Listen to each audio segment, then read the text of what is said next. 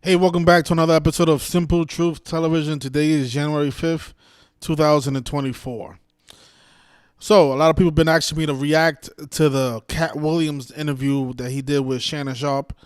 A very viral interview. If you haven't seen it, you can pause this video, go watch it. It's almost 3 hours long, but it's definitely entertaining to say the least. And I can't play the video because I'll get a copyright strike, but there are a couple of things that he said in this video that I'm going to address, and I also want to make something clear about Katt Williams. A lot of you think that he's exposing the Illuminati, or he's calling out these Illuminati sellouts like Kevin Hart and Steve Harvey, and he's not technically doing that. I'm gonna give you guys what I think about it, what I got from this interview. A lot of you think that he's on our side, and that's not the case. Katt Williams is no different than Kevin Hart, Steve Harvey, Bernie Mac, and all the other comedians that we know. All right? What I think Katt Williams is doing in this interview, though, because this is the thing, right? We don't exactly know what's going on in Hollywood, right? We know these people are selling out to the cabal, but we don't know, I think there's like different levels of selling out, and I think that's what Katt Williams is trying to communicate to the public in this interview. That there's different levels. Certain people do certain other things to obtain fame and fortune, and he took a different route, but that doesn't make him different. He's also a sellout. He just chose a different route.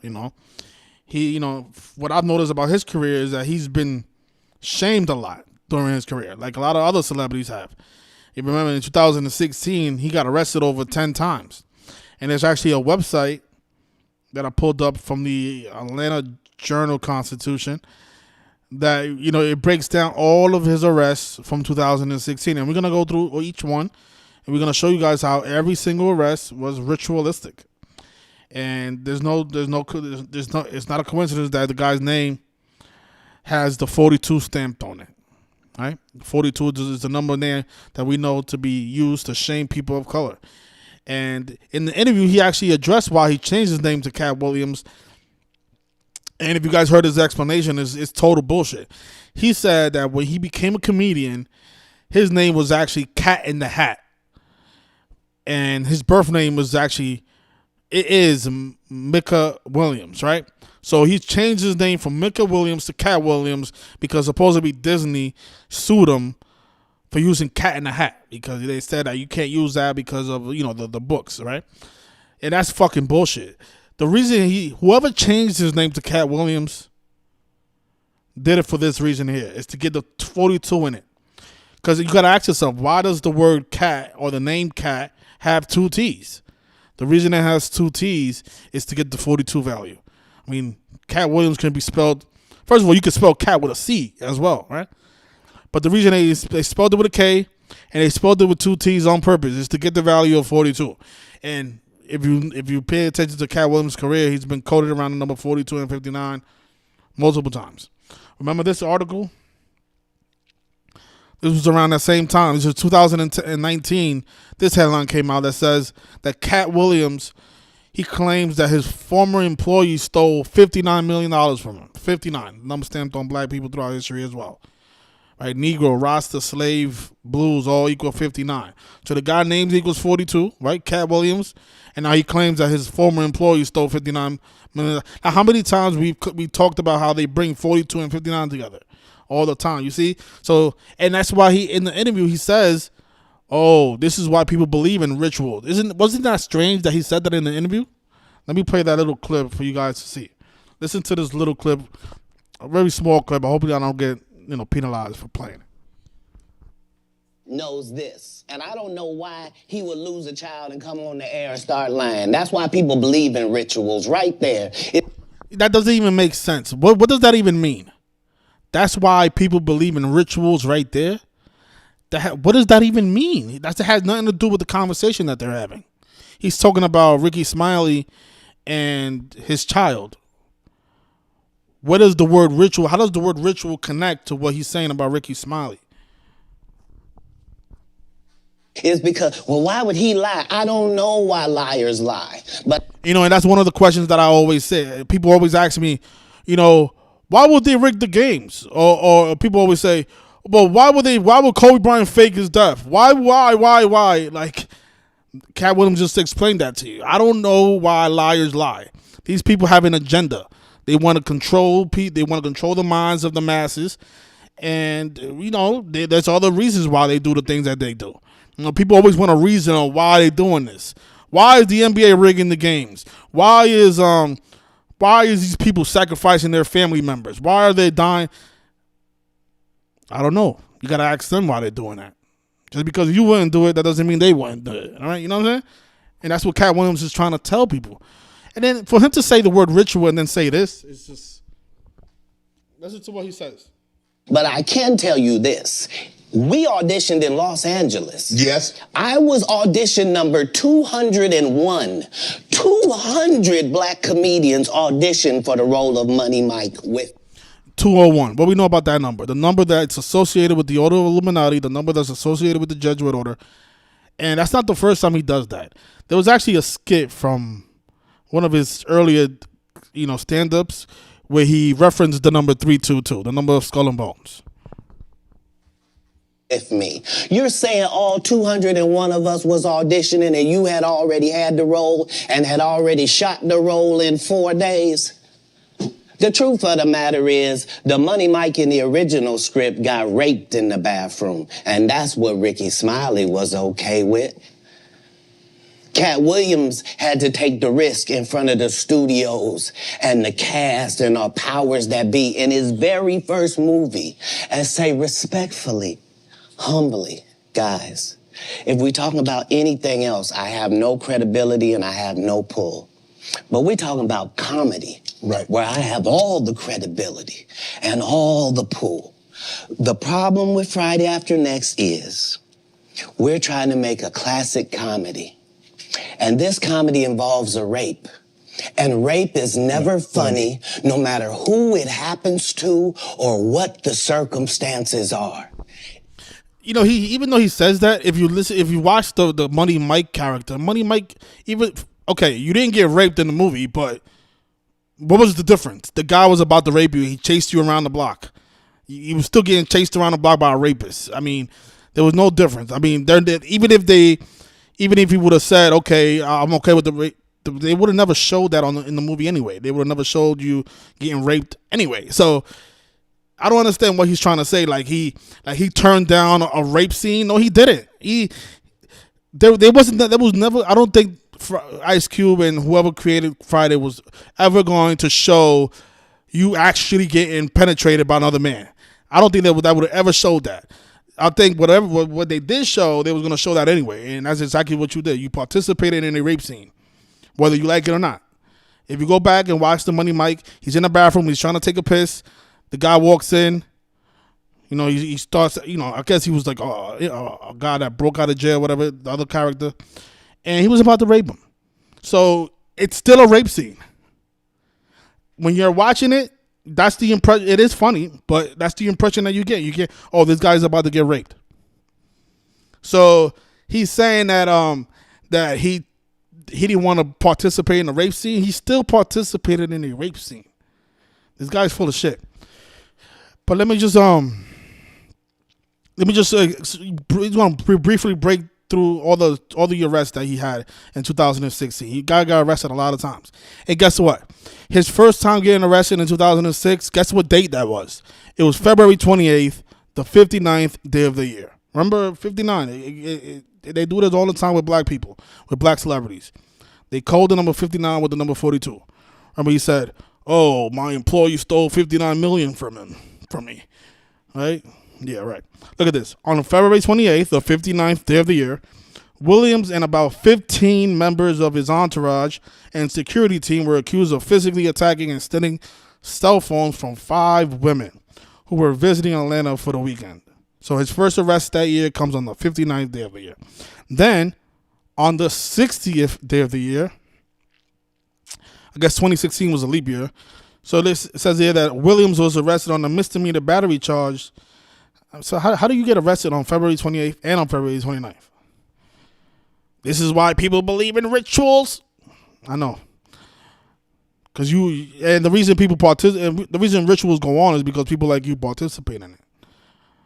And this is what gets me upset about people like Katt Williams, who are supposed to be woke and are supposed to be exposing the truth about Hollywood and all that.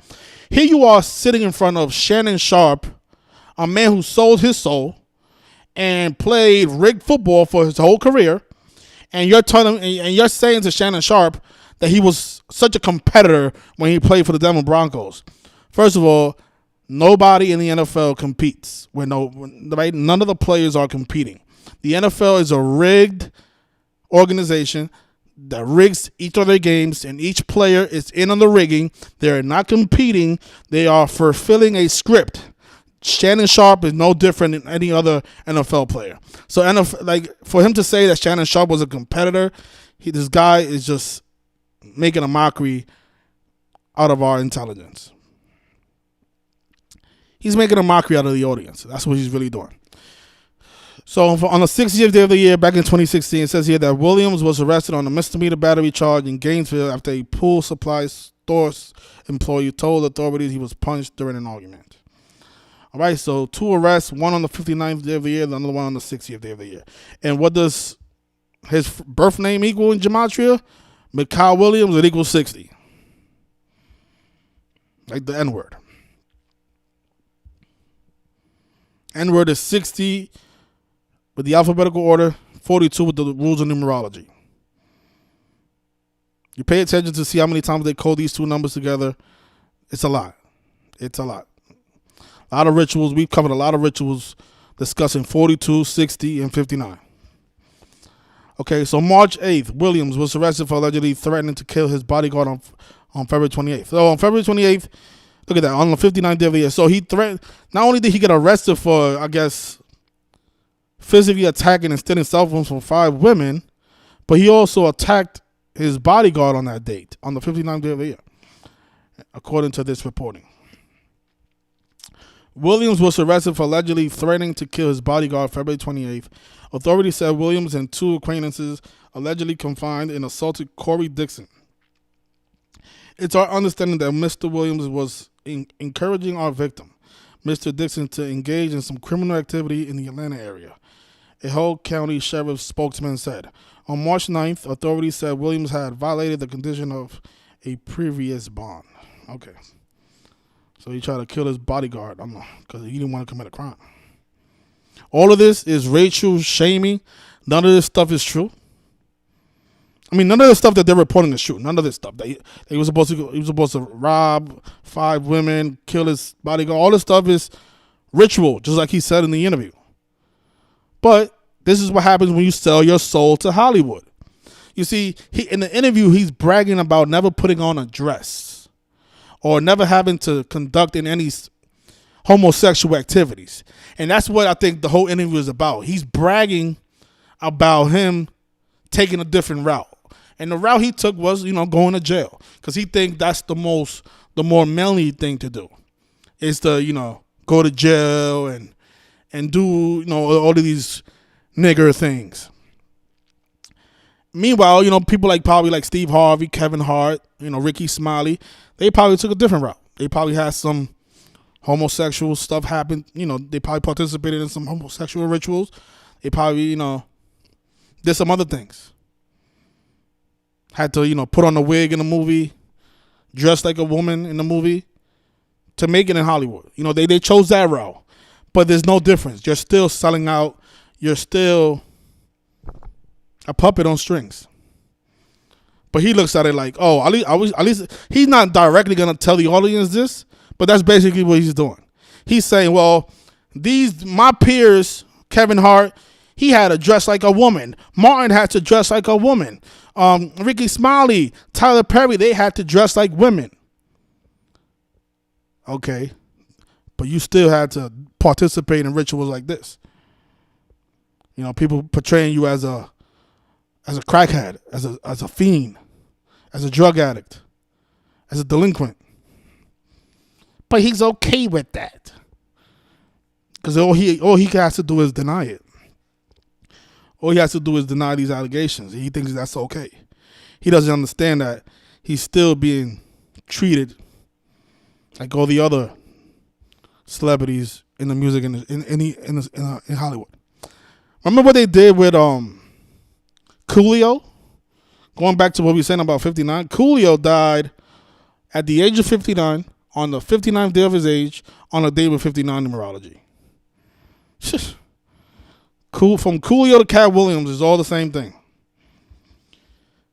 Let's see what else happened in 2016. So on March 11th, Williams was transferred to the Fulton County Jail from Hall County. He was charged with entering an auto theft by taking and simple battery in connection with the cell phone incident.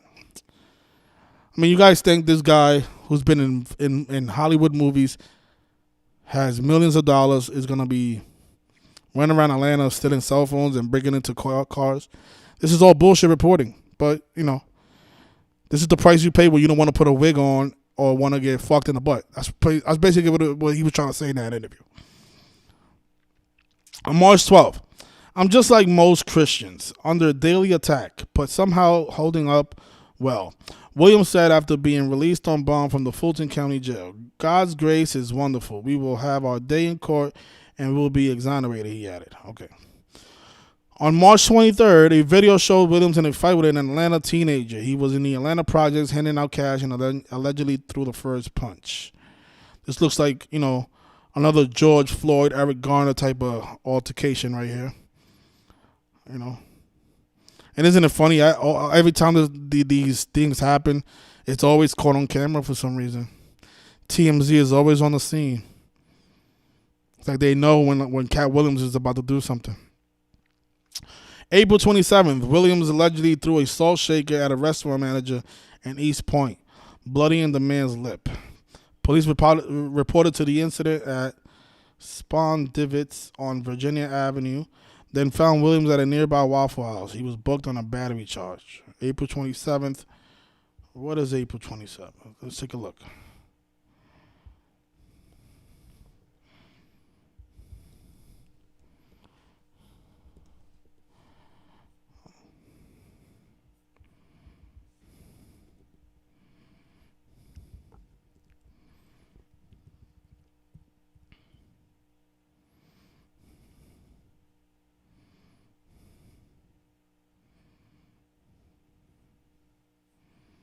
Okay. I don't see much with that date. Okay,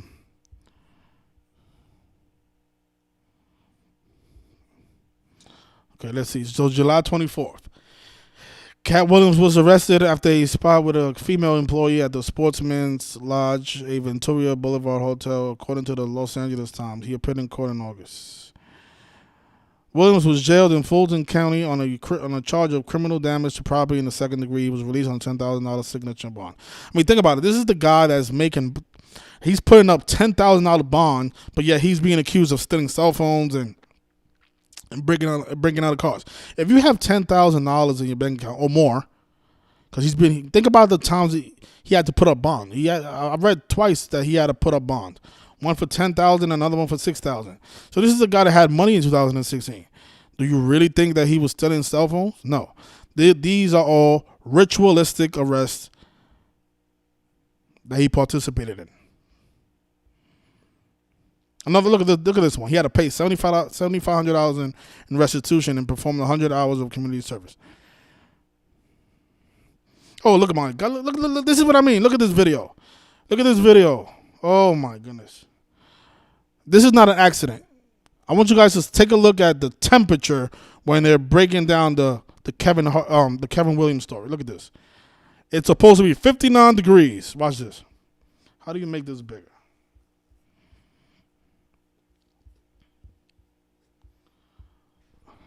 Look at the temperature. 59 degrees. 4:44 p.m. Here they are discussing Katt Williams, excuse me. Wow, it's 59 degrees. Let me see what they're saying. With the law over the last year, but here at the Hall County Courthouse yesterday. We are getting new information for comedian Katt Williams. He's now banished from 2 local counties. Channel 2's Tom Regan is live in Hall County where Williams lived. And Tom, he's now banned from that county. Craig, Katt Williams' attorney tells me he has moved out of Hall County, but he won't say where. The popular comedian, of course, has had a lot of run-ins with the law over the last year. But here at the Hall County Courthouse yesterday, he left some of his troubles behind. This is perhaps the most active man in entertainment. So it's really not a big issue. Katt Williams' attorney says the comedian's banishment from Hall and Dawson counties will have little effect on his lifestyle or career. Williams pleaded no contest to charges connected to the alleged assault of his bodyguard at Williams' Gainesville lakeside home in February. As part of the deal, the most serious felony charges were dismissed and others reduced to misdemeanors. But the comedian is banned from the two counties, part of the Hall Judicial Circuit. It sounds sexy to talk about, but you're talking about Georgia with 159 counties, and you're talking about a two-county circuit, and he'd already moved anyway. The plea doesn't cover a separate misdemeanor battery charge stemming from Williams' alleged attack on a pool supply store manager in February. Paul Love told me Williams punched him in the head for no reason. And I was turning. Why is this person wearing the 57? What is that about? We know what the 57 connects to, but see, I want to know. I wish I could go back to this incident and see. But this is what they do.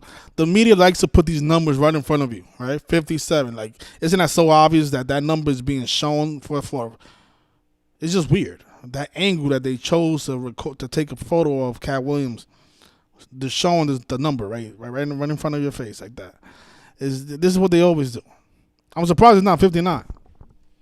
And I was turning to walk away, and that's when he hit you.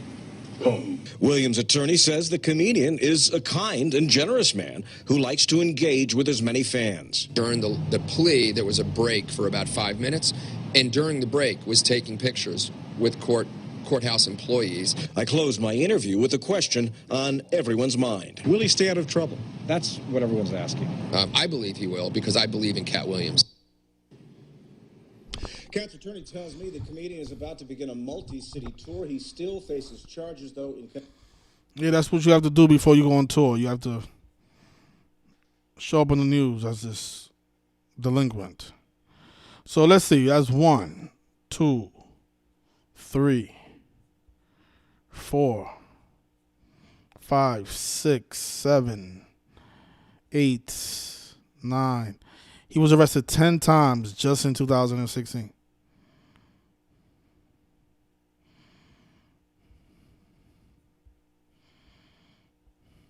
Listen to this.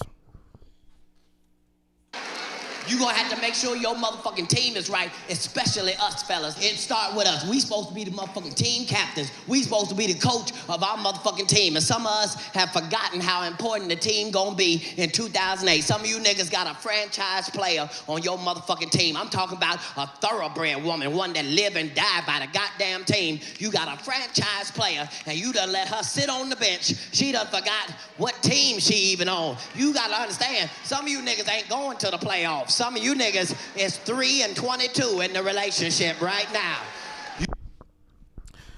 There he goes, paying tribute to 322, just like how you did in the interview, paying tribute to 201. This guy is no different, you guys, at all.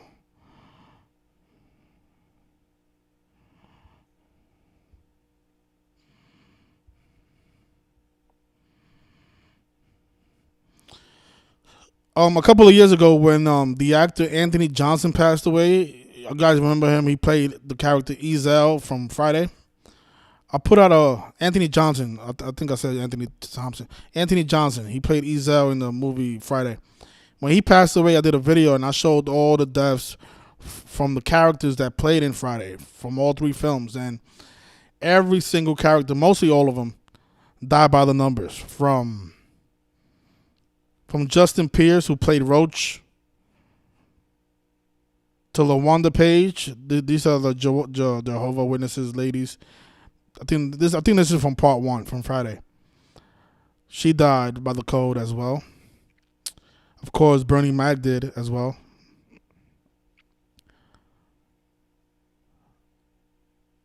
Yvette Wilson, who played Rita, who's supposed to be Smokey's girlfriend in part 1, She died by the numbers as well. She died 38 weeks before her birthday, the death number. And notice her name is 201. Speaking of 201,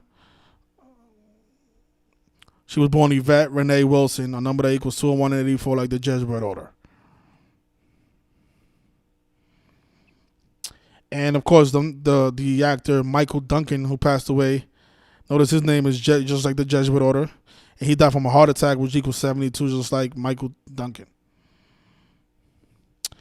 And remember, Ronaldo Ray also passed away.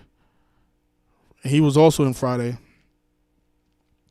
Of course, John Witherspoon was in Friday. He passed away as well by the code. I did a video on these guys, so if you guys want to see it, you can go back and watch those. And of course, Tommy Lister.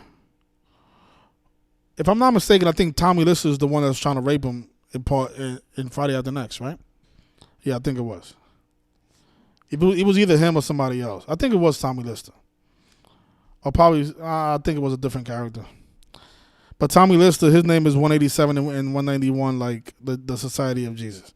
So all of these, again, all of these actors are all part of the cabal. And they all die by the numbers. Anthony Johnson as well. I think he died on his 263rd day of his age on the day of 56 numerology, at the age of 56.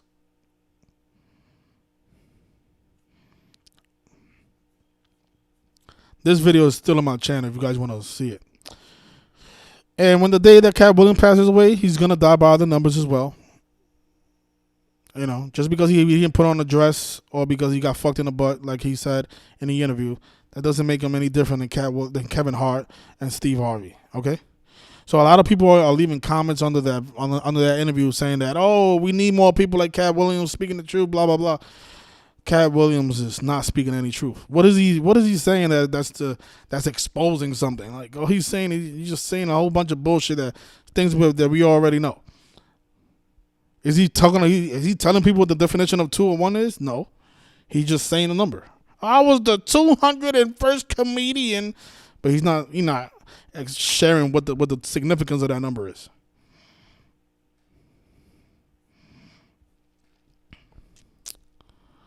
All right. Thank you, Luis Hernandez. I appreciate that. Thank you. Happy New Year to you, my brother. So I'll leave it there. If you guys have any questions, you can leave a comment. I'll definitely, try my best to answer it. Yeah. This guy right here, I gotta admit though, he's very entertaining the way he speaks. Very convincing.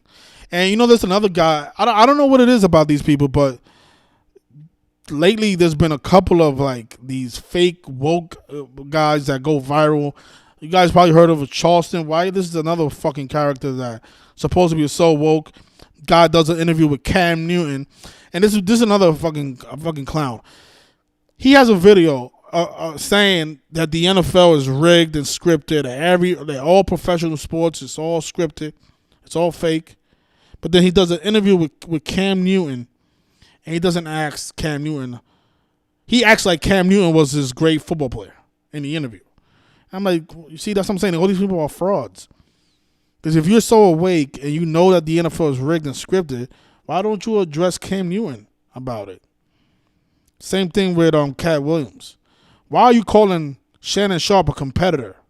Shannon Sharp has never competed in the NFL.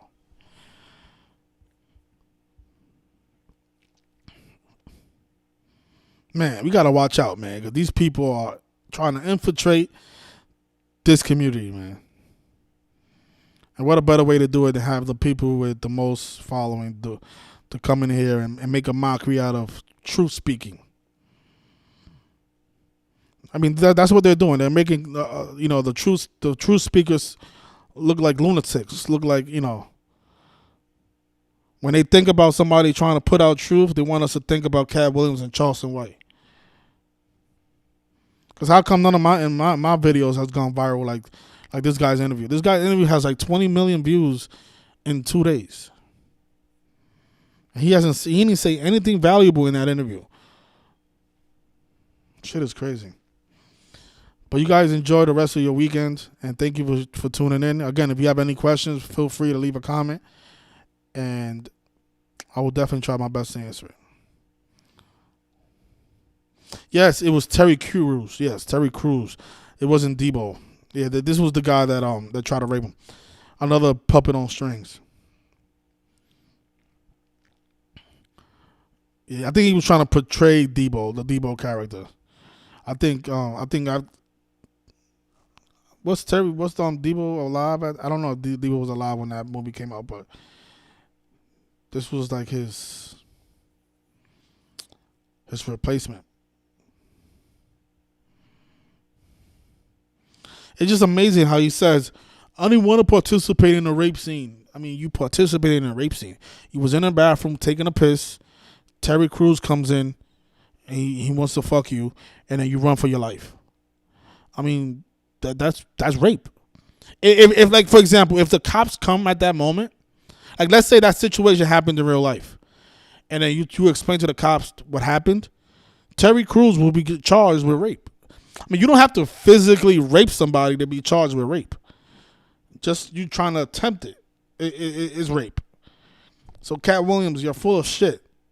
You're full of shit, my man. But you guys enjoy your weekend, and thank you for tuning in. Peace.